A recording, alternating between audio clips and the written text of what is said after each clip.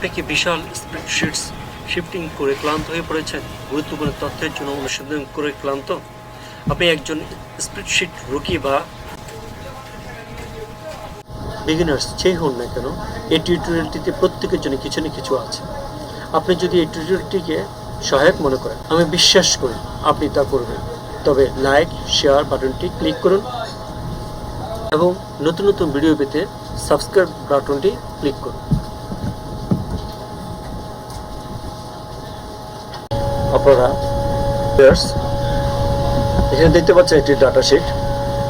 এটি একটি pay role অথবা আপনারা স্যালারি স্প্রেডশিট বলতে পারেন। আপনাদের কাছে যদি এই ধরনের কোনো ডাটা, যে কোনো ডাটা হতে পারে, আপনাদের যদি এই ধরনের কোনো ডাটা না থাকে তাহলে আপনারা অনলাইন থেকে ফ্রি কিছু ডাটা পাওয়া যায়, সেখান থেকে ডাটা সেট ডাউনলোড করে আপনারা করতে পারেন। আর আপনারা যদি রিকোয়েস্ট করেন তাহলে আমি এই ডাটা শিটে আপনাদেরকে দিয়ে দেব। তাহলে শুরু করা যাক। এখানে দেখছেন একটি ডাটা শিট। এই ডাটা শিটের মধ্যে দেখতে পাচ্ছেন স্যালারি আছে, department name, gender, salary, house rent 20% to 40%, medical cost 10%, transport 10%, daily salary amount, total attendance, absent, overtime, subsidiary, full attendance award, 5% tax, provident fund. Provident fund করে নিয়ে এটির জন্য আপনারা আলাদা আমি আপনাদের জন্য আমাদের একটি ভিডিও তৈরি করে দেখাবো কীভাবে আপনারা ডাটা শিট ক্লিয়ার করবেন বা ক্লিন করবেন। কীভাবে ক্লিন করবো আপনাদের ডাটা শিট তা দেখিয়ে দেব। এখানে দেখুন একটি ডাটা শিট।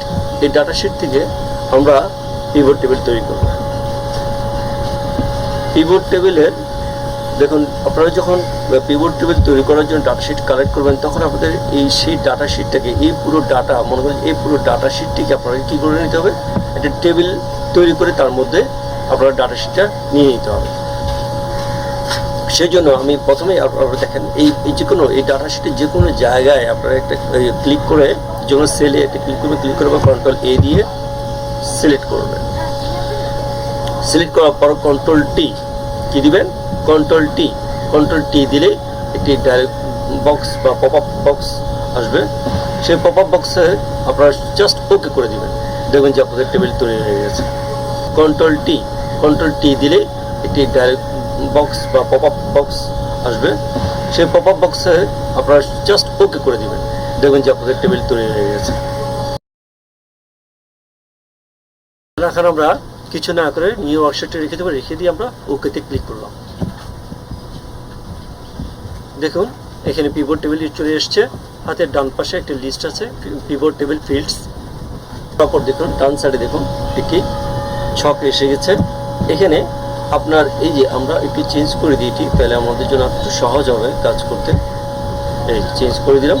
দেওয়ার পর দেখুন এই ডিজাইনটা চেঞ্জ করলাম। এইখানে যা কিছু দেখতে পাচ্ছেন সব, এখানে দেখতে পাচ্ছেন সিরিয়াল নাম্বার, ইয়ার, মান্থ, ডিপার্টমেন্ট, সব আমাদের মেইন ডাটা শিটেই আছে। দেখুন এখানে যা আছে আপনি মিলিয়ে নিন, সব সেমভাবে। এখানে দেখতে পাচ্ছেন যা সিরিয়াল নাম্বার, ইয়ার, মান্থ, ডিপার্টমেন্ট, নেম, এইভাবে বাই সিরিয়াল যেগুলো আছে সবগুলো হেডিংগুলো দেখুন সেমভাবে আমাদের পিভট টেবিলও চলে আসছে। এই পিভট টেবিলও চলে আসছে।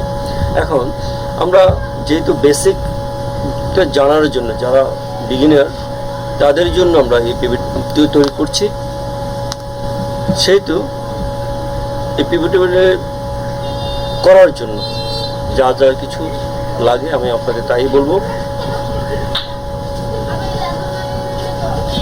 প্রথম আমরা পিভট টেবিলের যে কোনো জায়গায়, যে কোনো একটা সেলে ক্লিক করলাম।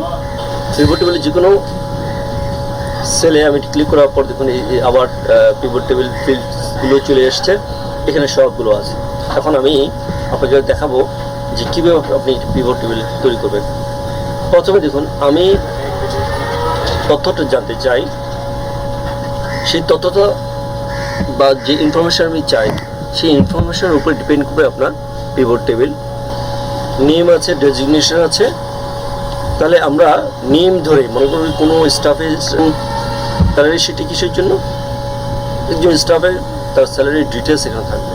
তাহলে আমরা কোনো ইনফরমেশন পেতে হলে কাকে ধরে করব, যার নামে তাকে ধরেই আমরা পুরো ইনফরমেশনটা নিতে চাই। তাহলে শুধু আমাদের কি প্রয়োজন, আমাদের নেমটিই প্রয়োজন।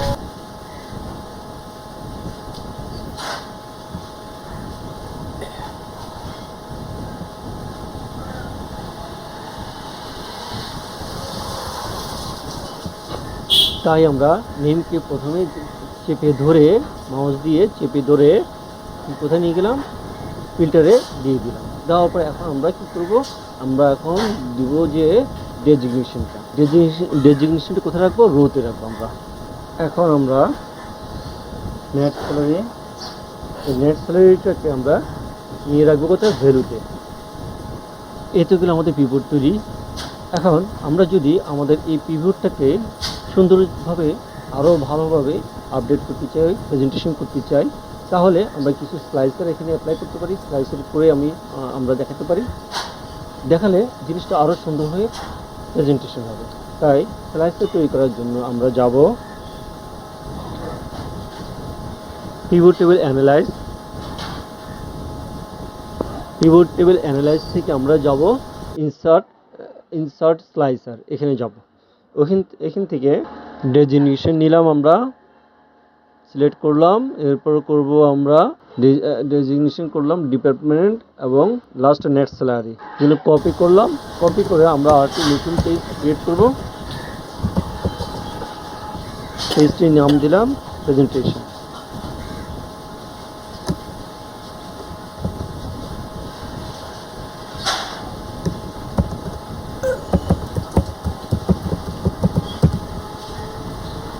তবে এখানে পেস্ট করে দিলাম, কন্ট্রোল ভি। দেখুন প্রত্যেকটা চলে আসছে। প্রথমে কি থাকা দরকার আমাদের, ডেজিগনেশন, আচ্ছা ডিপার্টমেন্ট, ডেজিগনেশন, নেট স্যালারি। তো এরপর আমাদের আরেকটা প্রয়োজন হয়ে গেলো, তাহলে আমাদের কী লাগবে, নেমটাও লাগবে। তারপর আমরা পিভটে গেলাম, যাওয়ার পর আমরা এখানে ক্লিক করলাম, করার পর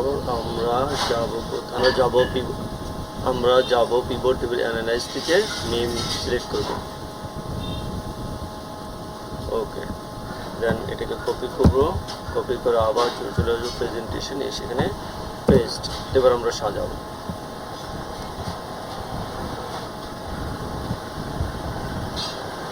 এখান থেকে দেখতে পাচ্ছেন বন্ধুরা, তাহলে কি দেখতে পেলেন আপনারা, আমরা এখানে সম্পূর্ণ সবগুলো দেখুন। আমরা একটু এখানে নেম দিতে পারি, কোম্পানির নেম দিতে পারি, একটি লিখতে পারি এখানে।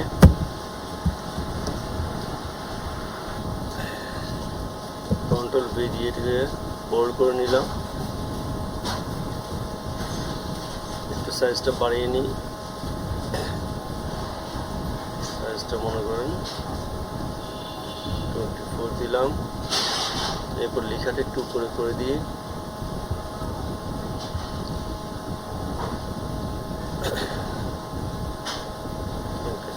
ব্যাকগ্রাউন্ড আপনারা বা লেখাটা চাইলে ব্যাকগ্রাউন্ড চেঞ্জ করে দিতে পারেন। আমরা ব্যাকগ্রাউন্ড যদি চেঞ্জ করি, ব্যাকগ্রাউন্ড কালার হলো এটা।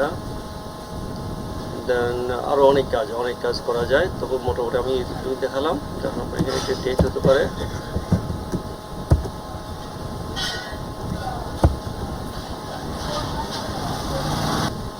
এখন দেখুন আমরা এখান থেকে যদি এখানে সব সিলেক্ট করা আছে, তাই সবগুলো এখানে সব সিলেক্ট।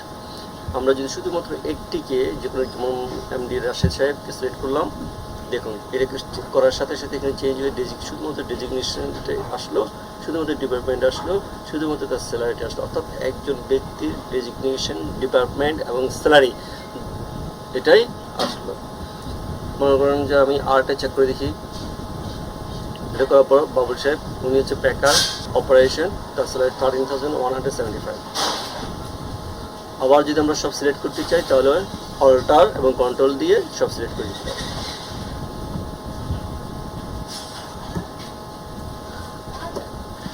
দেখুন অল্টার কন্ট্রোল দিয়ে সব চলে আসলো। আপনারা দেখলেন কিভাবে একটি পিভট টেবিল তৈরি করতে হয় এবং তা থেকে স্লাইসের মাধ্যমে আপনি আপনার যে প্রেজেন্টেশন বা সঠিক ইনফরমেশনটি পেতে পারেন। আপনাদের যদি এই টিউটোরিয়ালটি দেখে ভালো লাগে, তাহলে অবশ্যই একটি লাইক এবং শেয়ার করবেন, এবং সাথে সাথে সবসময় আপনার নতুন ভিডিও পাওয়ার জন্য সাবস্ক্রাইব বাটনটি ক্লিক করবেন। থ্যাংক ইউ সবাইকে। আসসালামু আলাইকুম।